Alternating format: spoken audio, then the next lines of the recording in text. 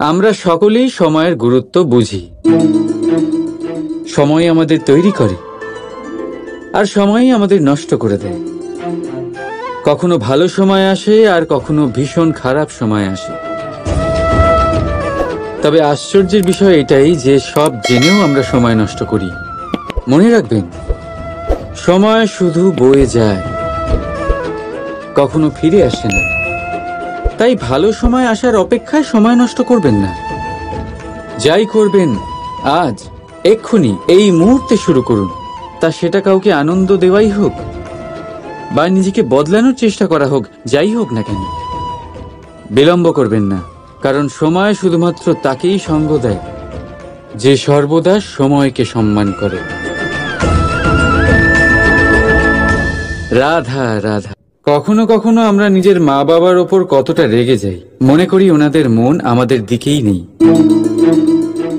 আমরা ভাবি ওনাদের কাছে আমাদের কোনো অস্তিত্বই নেই, আর তাই আমরা রেগে যাই।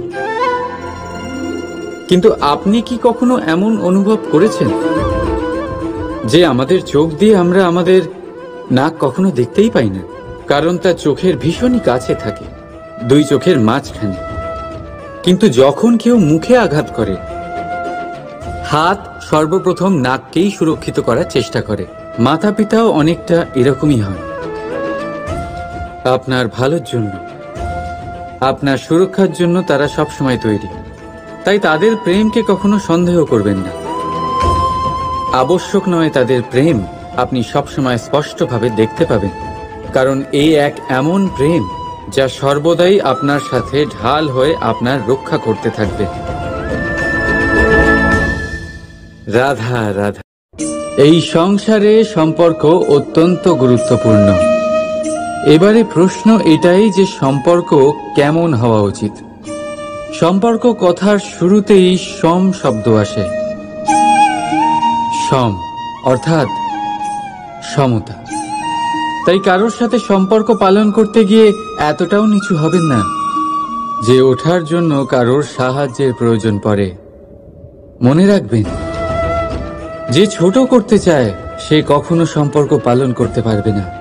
সম্পর্ক তার সাথেই বাঁধুন যে আপনাকে সমান মনে করে, আপনাকে সম্মান করে।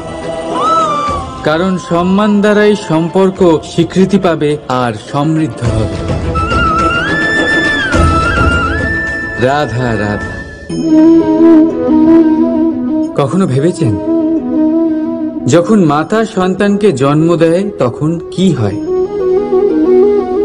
9 মাস গর্ভে ধারণ, প্রসবের তীব্র যন্ত্রণা, যে যন্ত্রণা এতটাই ভয়ানক হয় যে মনে হয় সন্তানের জন্মের সাথে মাতারও এক নতুন জন্ম হচ্ছে।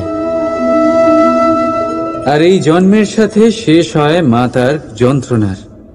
কিন্তু যদি আপনি আপনার দৃষ্টিভঙ্গি পাল্টে দেখেন, তাহলে আপনি বুঝতে পারবেন যে এই যন্ত্রণার অন্ত এক অপার আনন্দের প্রারম্ভ। প্রারম্ভ সন্তানের, আর সন্তান মাতা পিতার জন্য সুখের প্রারম্ভ। জীবনের সাথে এটাই হয়। আমরা কখনো কখনো কোনো সম্পর্ক বা পরিস্থিতির যন্ত্রণার অন্তের জন্য এত বিচলিত হয়ে যাই যে সেই আনন্দের প্রারম্ভ আমরা দেখতেই পাই না। মনে রাখবেন, যন্ত্রণা আনন্দের প্রারম্ভের লক্ষণ মাত্র। রাধা রাধা। সংসারে সব থেকে কঠিন কাজ কি? কেউ বলবেন পর্বত আরোহণ করা, কেউ বলবেন সাঁতার কাটা, কেউ বলবেন আকাশে ওড়া। কিন্তু বাস্তবে সত্যি কি এগুলি কঠিন? আসলে যদি দেখা যায় তো এগুলি কিছুটা আলাদা। যে কাজ আমরা করতে অভ্যস্ত নই, আমরা তাকে কঠিন ভেবে নিই। যেমন সাঁতার কাটা আলাদা, পাহাড়ে ওঠার কলা আলাদা, আকাশে ওড়ার কলা আলাদা।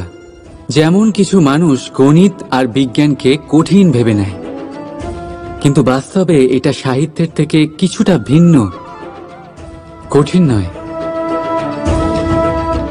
দেখুন, এই সংসারে কঠিন কিছুই নেই, শুধু একে অপরের থেকে কিছুটা ভিন্ন।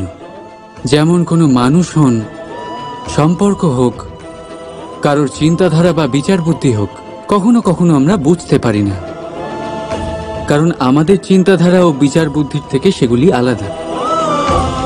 কিন্তু যদি এটা বুঝে নেওয়া যায় যে সেটা কঠিন নয়, একটু ভিন্ন মাত্র, তাহলে অনেক সম্পর্ক বাঁচানো যেতে পারে।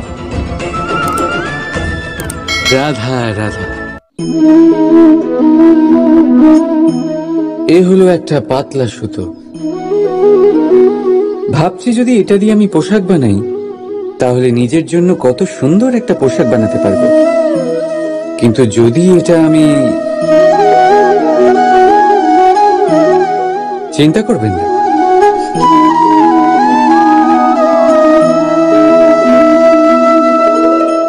দেখুন এই সুতো জোড়া লেগে গেল। শুধু পার্থক্য হচ্ছে এটাই যে আগের মতো এটা আর সরল নেই, আর এটার দৈর্ঘ্য আগের থেকে কিছুটা কমে গেছে।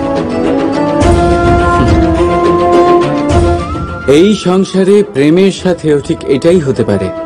প্রেমের এই সুতো যা দুই মানুষকে একসাথে বেঁধে রাখে, অহংকার আর স্বার্থের আঘাত সে সহ্য করতে পারে না, ছিঁড়ে যায়। চেষ্টা করলে আবার এই সম্পর্ক হয়তো জোড়া লাগতে পারে, কিন্তু তা আগের মতো কখনোই থাকে না, কারণ মনে গিঁট পড়ে যায়। সেই জন্য প্রেমকে স্নেহের সাথে সামলে রাখুন, অহংকার আর স্বার্থের থেকে দূরে থাকুন।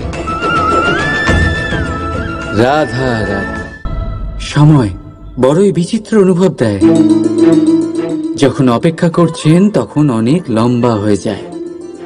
প্রতিটা মুহূর্ত একটা গোটা দিনের মতো মনে হয়। ঠিক সেইভাবেই যদি কোথাও যেতে দেরি হয়, তখন সময় দৌড়তে থাকে।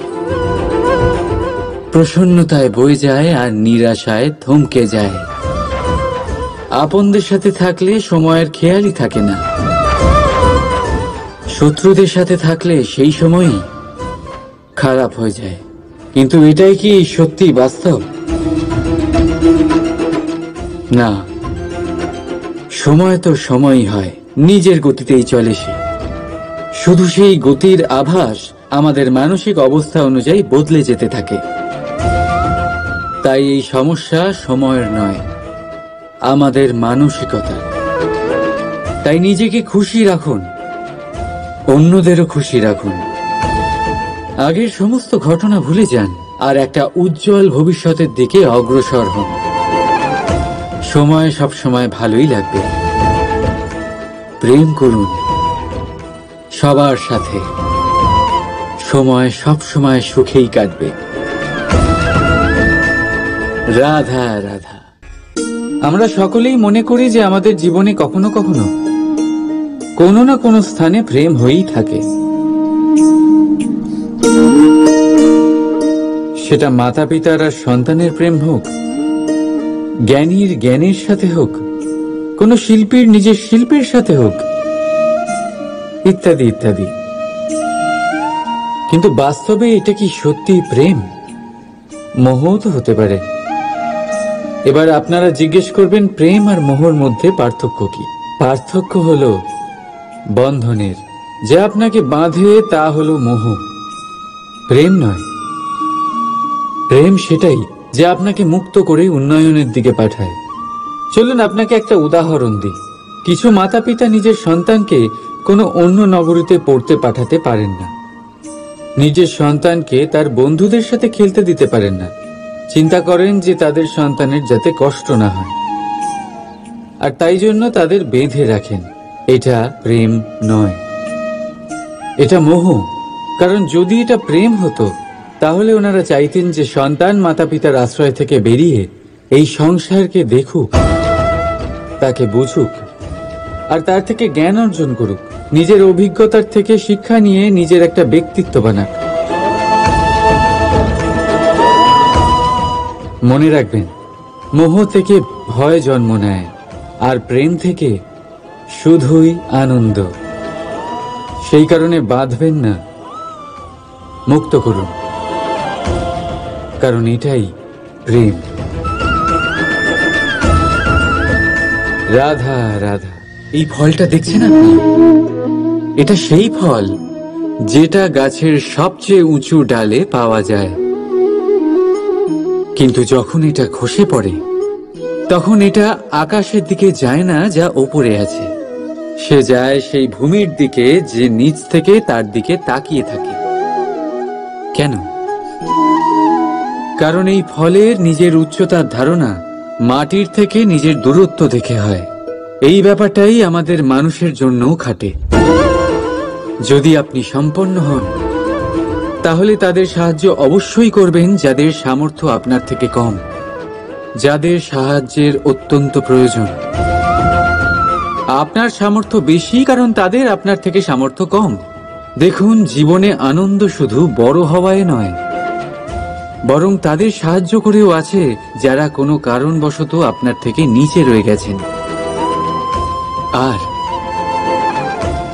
যখন একটা ফল এই কথাটা বুঝতে পারে তখন আপনি নয় কেন? রাধা রাধা, আপনি কখনো কোনো পাখি দেখেছেন? তীব্র বায়ু, ভয়ানক বর্ষা, হিংস্র জীব একাধিকবার তাদের বাসা নষ্ট করে দেয়, কিন্তু তাও সে ঝড়ের সাথে ঝগড়া করে না। সে কখনো বর্ষাকে হিংসে করে না, আর না সে হিংস্র পশুদের ওপর প্রতিশোধ নেয়। সে শুধু স্থান পরিবর্তন করে, অন্য কোনো শক্ত ডালে আবার নিজের বাসা বানাতে উদ্যোগী হয়, আর তারপর সফল হয়ে নিজের পরিবার প্রতিষ্ঠা করে। আর তারপর কিছু মাসের মধ্যেই তার ছোট সন্তানদের আকাশে ডানা মেলে উড়তে দেখা যায়। অন্যদিকে একটি সাপ প্রহারের প্রতিশোধ নেওয়ার উদ্দেশ্যে মানুষের বসতিতে প্রবেশ করে, আর শেষে সে নিজেই মারা যায়। এই শিক্ষাই আমাদের মানুষদের জন্য প্রযোজ্য। প্রতিশোধের আগুনে মানুষ স্বয়ং ভস্ম হয়ে যায়, উত্থান থেকে পতনের দিকে নিয়ে যায়। তাই যদি জীবনে উন্নতি করতে হয় তবে পরিবর্তনের চিন্তা নিয়ে কর্ম করুন, নয়তো প্রতিশোধ আপনাকে রসাতলে তলিয়ে দেবে। রাধা রাধা। অগ্নি জীবনে খুব মহত্বপূর্ণ হয়। এই অগ্নি, এই অগ্নি উজ্জ্বলতা হয়ে আমাদের জীবিত রাখে। কিন্তু ভাবুন, যদি এই উজ্জ্বলতা ক্রোধের অগ্নি হয়ে দিকভ্রষ্ট হয় তাহলে কি হবে? একটা ছোট পাতা দিয়ে শুরু করে গোটা বনকে ছারখার করে দিতে পারে। ঠিক সেরকমই মানুষের ক্রোধের আগুনও অন্যদের তো ভস্ম করেই, কিন্তু তার পূর্বে স্বয়ং নিজেকেই ভস্ম করে দেয়।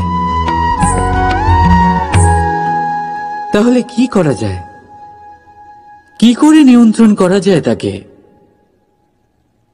উত্তর হলো তাতে জল ঢেলে দিয়ে, জলের মতো বইতে দিই নাকি। ঠিক সেইভাবে যেমন সূর্য নিজের অগ্নিকে তেজ বানিয়ে আপনার কাছে পৌঁছে দেয়। এটাই পার্থক্য সূর্যের অগ্নি আর ক্রোধের অগ্নির মধ্যে। সূর্যের অগ্নি বিচ্ছুরিত হয়ে প্রতিফলিত হয়ে আসে, আর সেই জন্যই তাকে তেজ বলা হয়। অন্যদিকে আমাদের ক্রোধের আগুনের কোনো সীমাই থাকে না।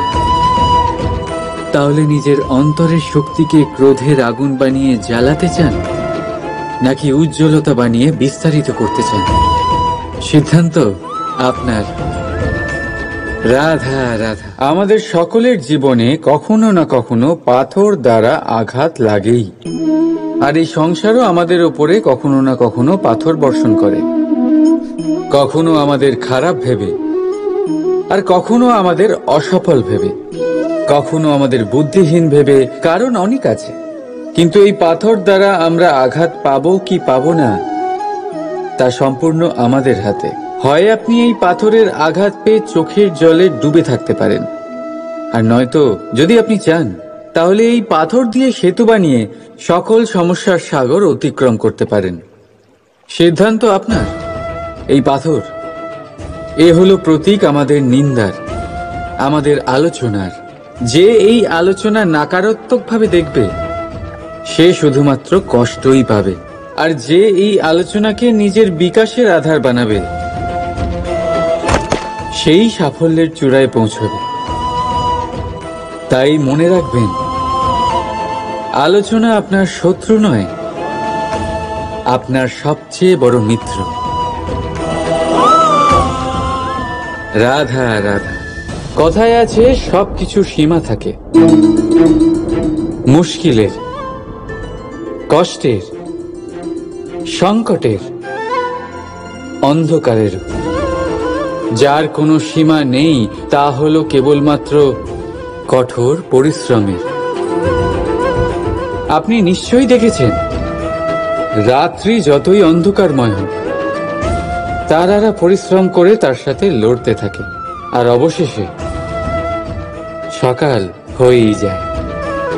ঝড়ে পাখিদের বাসা ছিন্ন বিচ্ছিন্ন হয়ে যায়, কিন্তু পাখিরা নিজের পরিশ্রম দ্বারা তা আবার বানিয়ে নেয়। কারণ যা সীমিত তাকে অসীমের কাছে হারতে হয়, আর পরিশ্রম অসীম। রাধা রাধা। বাবুল গাছ কত বিশাল আকার হয়, পিপুল গাছও বিশাল আকার হয়।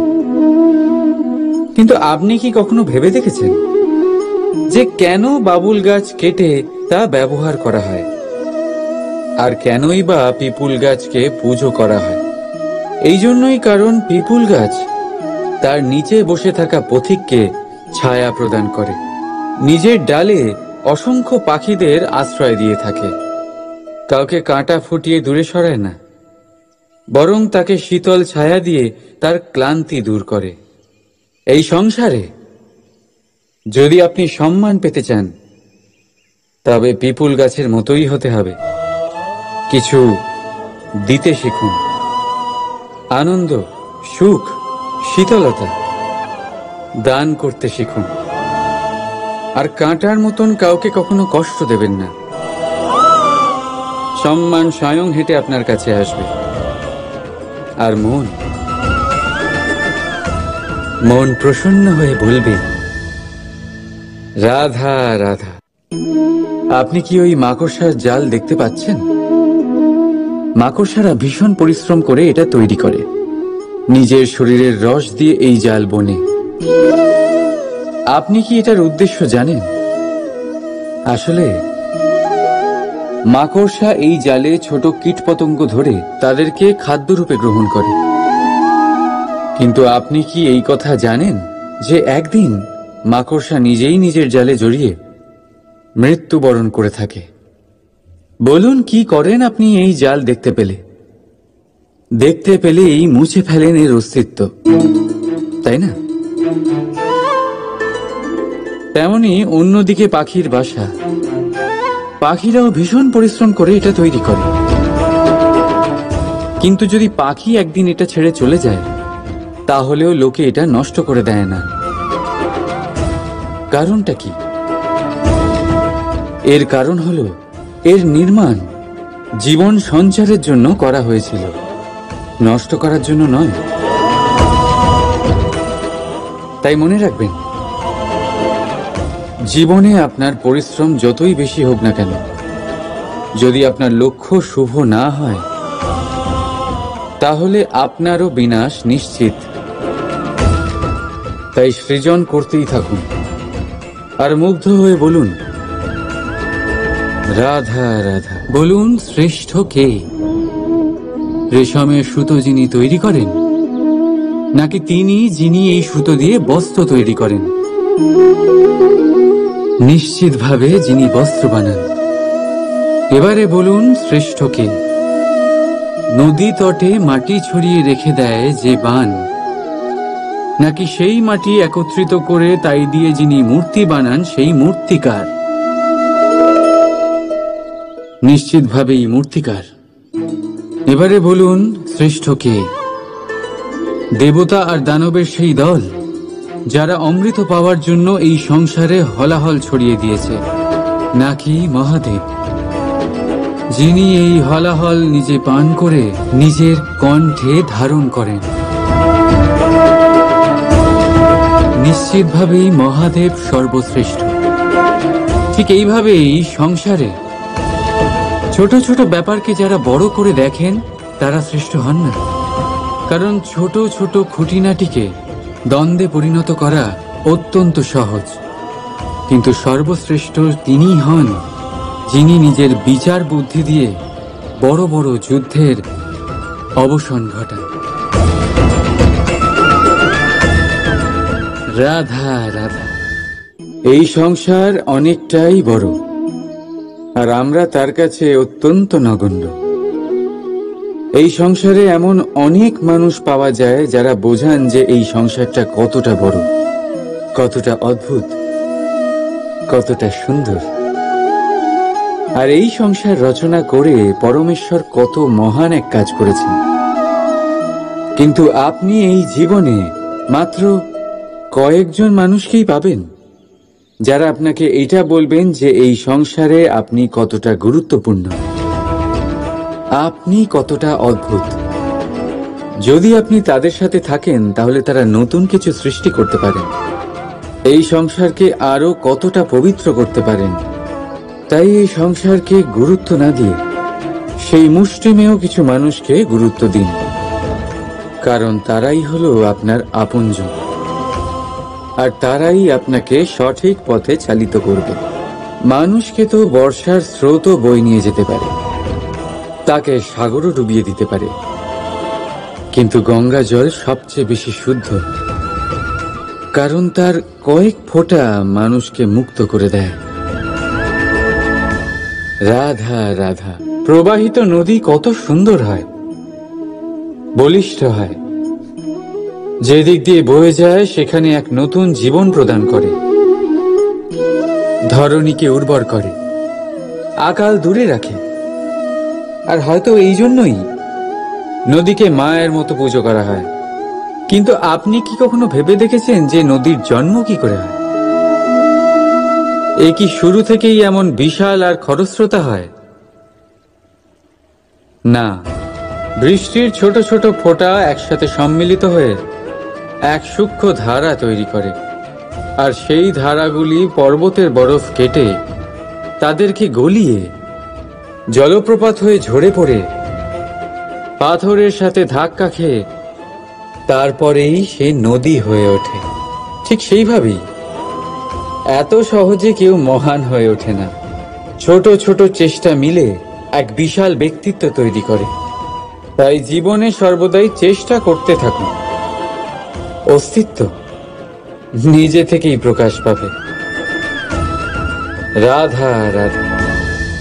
মিষ্টি জল সবার পছন্দ, কিন্তু নোনতা জল কেউ পছন্দ করে না। এইবার ভাবার বিষয় হলো মুক্ত, যা সমুদ্রের গহ্বরেই তৈরি হয়।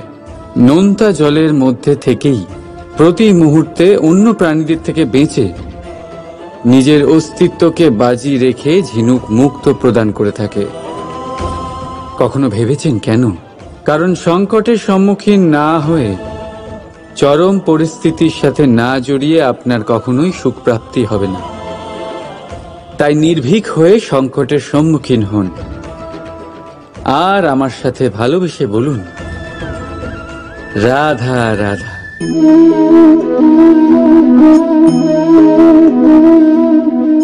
আপনার কি মনে হয় আমি কি করছি? আপনি বলবেন আমি প্রদীপ জ্বালাচ্ছি। সঠিক, কিন্তু প্রশ্ন হচ্ছে যে আমি কি আপনাকে বলেছি যে একে প্রদীপ বলা হয়? না। এই প্রদীপ কি নিজেই নিজের পরিচয় আপনাকে দিয়েছে? না। তাহলে আপনি কি করে জানলেন যে একে প্রদীপ বলা হয়? উত্তর হচ্ছে প্রকাশ, যে স্বয়ং জ্বলে অন্ধকারের মধ্যে সংসারকে পথ দেখায়, সেটাই প্রদীপ। যা নিরাশার মাঝে আশার আলো প্রদর্শন করে, সেটাই প্রদীপ। অপর দিকে আছে সাপ, যাকে না দেখেও তার ফনার আওয়াজ শুনেই লোকে ভয় পেয়ে যায়। তার মানে ব্যক্তির পরিচয় তার কর্মের দ্বারা পাওয়া যায়। তাই আপনার এটা বলার প্রয়োজন নেই যে আপনার পরিচয় কি। এটা আপনার কর্মই নিশ্চিত করবে যে লোকে আপনাকে প্রদীপ ভেবে ভালোবাসবে নাকি সাপ ভেবে ভীত হয়ে থাকবে। রাধা রাধা। আমরা সকলেই সময়ের গুরুত্ব বুঝি। সময় আমাদের তৈরি করে আর সময়ই আমাদের নষ্ট করে দেয়। কখনো ভালো সময় আসে আর কখনো ভীষণ খারাপ সময় আসে। তবে আশ্চর্যের বিষয় এটাই যে সব জেনেও আমরা সময় নষ্ট করি। মনে রাখবেন, সময় শুধু বয়ে যায়, কখনো ফিরে আসে না। তাই ভালো সময় আসার অপেক্ষায় সময় নষ্ট করবেন না। যাই করবেন আজ, এক্ষুনি, এই মুহূর্তে শুরু করুন। তা সেটা কাউকে আনন্দ দেওয়াই হোক বা নিজেকে বদলানোর চেষ্টা করা হোক, যাই হোক না কেন, বিলম্ব করবেন না। কারণ সময় শুধুমাত্র তাকেই সঙ্গ দেয় যে সর্বদা সময়কে সম্মান করে। রাধা রাধা। কখনো কখনো আমরা নিজের মা বাবার ওপর কতটা রেগে যাই, মনে করি ওনাদের মন আমাদের দিকেই নেই। আমরা ভাবি ওনাদের কাছে আমাদের কোনো অস্তিত্বই নেই, আর তাই আমরা রেগে যাই। কিন্তু আপনি কি কখনো এমন অনুভব করেছেন যে আমাদের চোখ দিয়ে আমরা আমাদের নাক কখনো দেখতেই পাই না? কারণ তা চোখের ভীষণই কাছে থাকে, দুই চোখের মাঝখানে। কিন্তু যখন কেউ মুখে আঘাত করে, হাত সর্বপ্রথম নাককেই সুরক্ষিত করার চেষ্টা করে। মাতা পিতাও অনেকটা এরকমই হয়। আপনার ভালোর জন্য, আপনার সুরক্ষার জন্য তারা সবসময় তৈরি। তাই তাদের প্রেমকে কখনো সন্দেহ করবেন না। আবশ্যক নয় তাদের প্রেম আপনি সবসময় স্পষ্টভাবে দেখতে পাবেন, কারণ এই এক এমন প্রেম যা সর্বদাই আপনার সাথে ঢাল হয়ে আপনার রক্ষা করতে থাকবে। রাধা রাধা। এই সংসারে সম্পর্ক অত্যন্ত গুরুত্বপূর্ণ। এবারে প্রশ্ন এটাই যে সম্পর্ক কেমন হওয়া উচিত।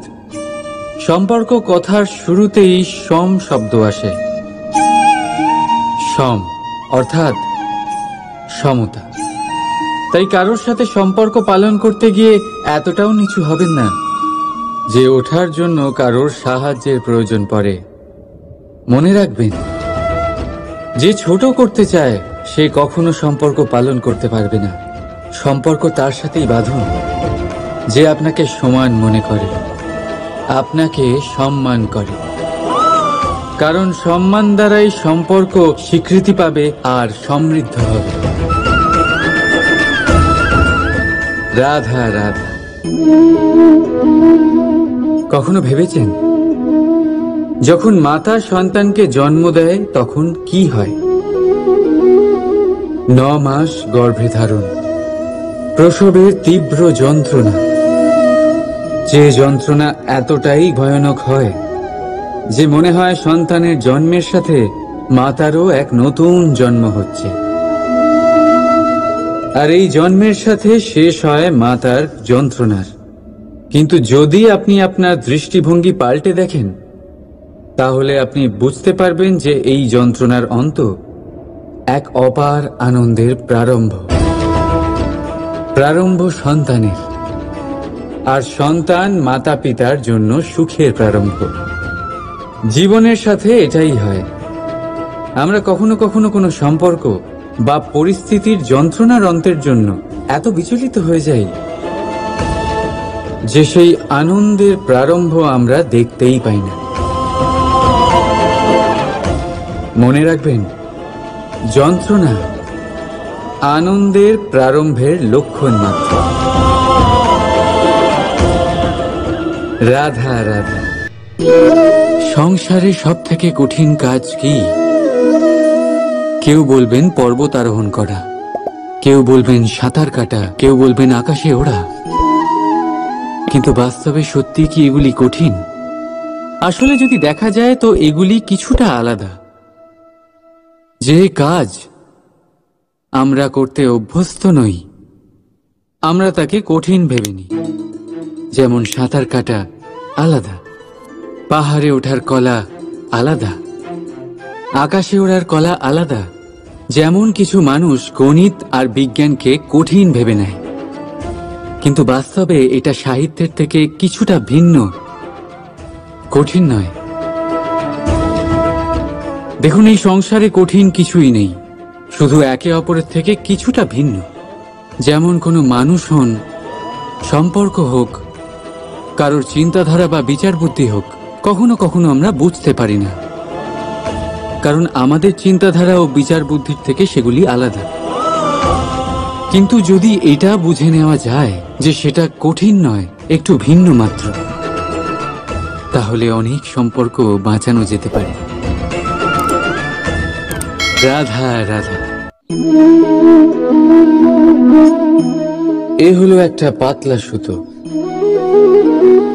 ভাবছি যদি এটা দিয়ে আমি পোশাক বানাই, তাহলে নিজের জন্য কত সুন্দর একটা পোশাক বানাতে পারবো। কিন্তু যদি এটা আমি, চিন্তা করবেন না,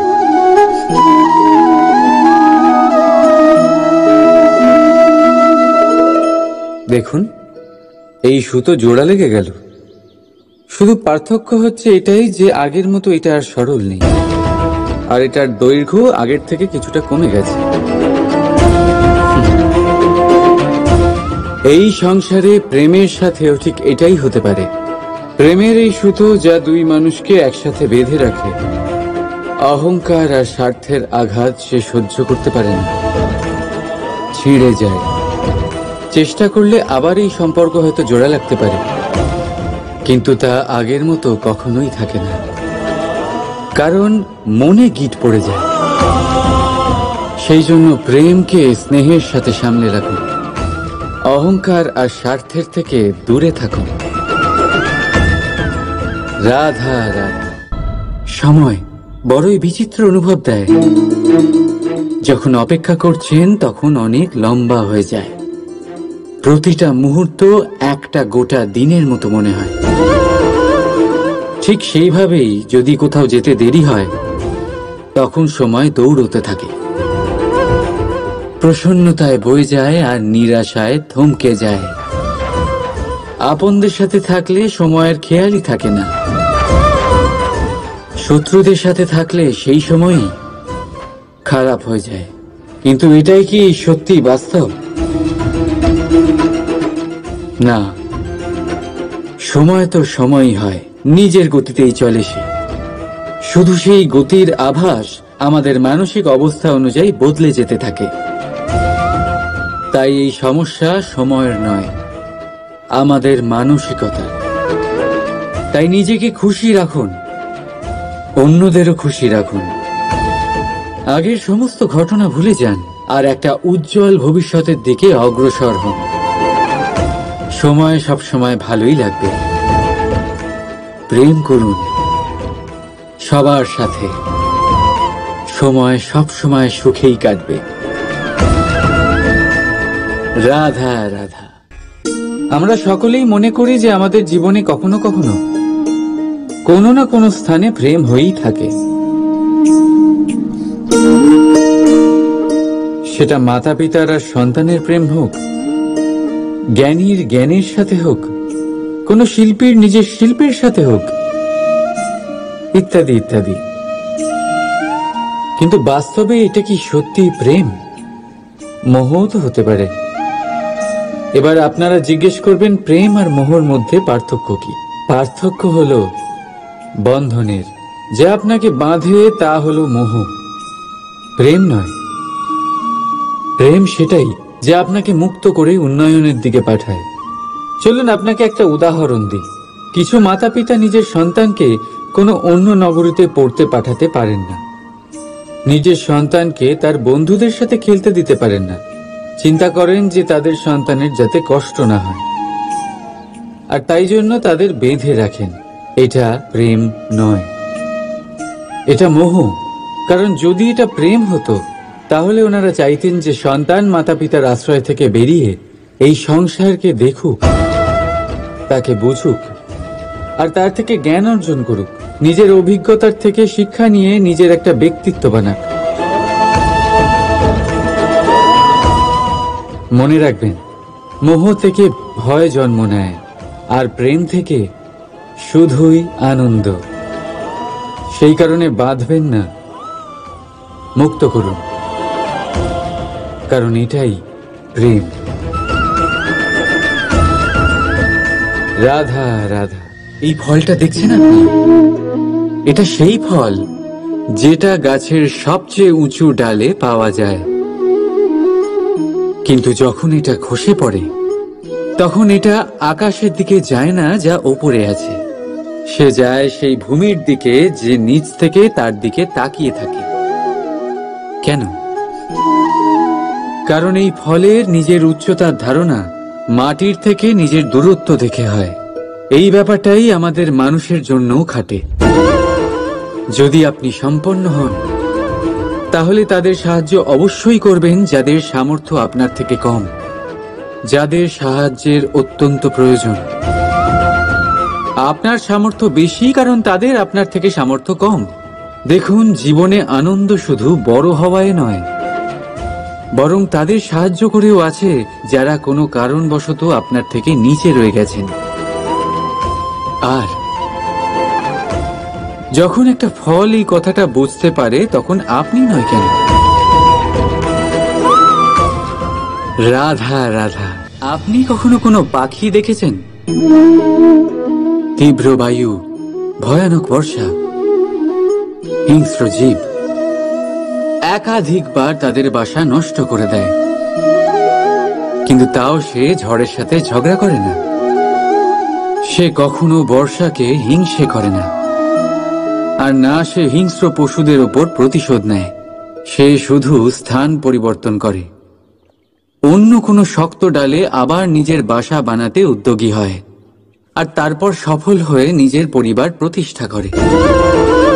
আর তারপর কিছু মাসের মধ্যেই তার ছোট সন্তানদের আকাশে ডানা মেলে উড়তে দেখা যায়। অন্যদিকে একটি সাপ প্রহারের প্রতিশোধ নেওয়ার উদ্দেশ্যে মানুষের বসতিতে প্রবেশ করে, আর শেষে সে নিজেই মারা যায়। এই শিক্ষাই আমাদের মানুষদের জন্য প্রযোজ্য। প্রতিশোধের আগুনে মানুষ স্বয়ং ভস্ম হয়ে যায়, উত্থান থেকে পতনের দিকে নিয়ে যায়। তাই যদি জীবনে উন্নতি করতে হয়, তবে পরিবর্তনের চিন্তা নিয়ে কর্ম করুন, নয়তো প্রতিশোধ আপনাকে রসাতলে তলিয়ে দেবে। রাধা রাধা। অগ্নি জীবনে খুব মহত্বপূর্ণ হয়। এই অগ্নি, এই অগ্নি উজ্জ্বলতা হয়ে আমাদের জীবিত রাখে। কিন্তু ভাবুন, যদি এই উজ্জ্বলতা ক্রোধের অগ্নি হয়ে দিকভ্রষ্ট হয়, তাহলে কি হবে? একটা ছোট পাতা দিয়ে শুরু করে গোটা বনকে ছারখার করে দিতে পারে।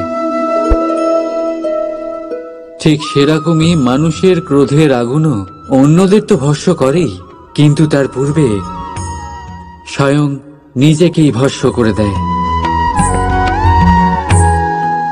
তাহলে কি করা যায়?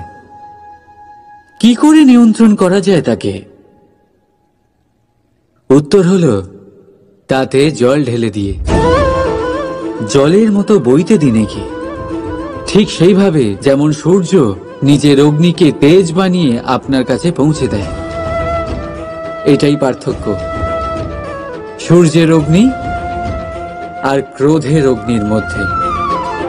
সূর্যের অগ্নি বিচ্ছুরিত হয়ে প্রতিফলিত হয়ে আসে, আর সেই জন্যই তাকে তেজ বলা হয়। অন্যদিকে আমাদের ক্রোধের আগুনের কোনো সীমাই থাকে না। তাহলে নিজের অন্তরের শক্তিকে ক্রোধের আগুন বানিয়ে জ্বালাতে চান, নাকি উজ্জ্বলতা বানিয়ে বিস্তারিত করতে চান? সিদ্ধান্ত আপনার। রাধা রাধা।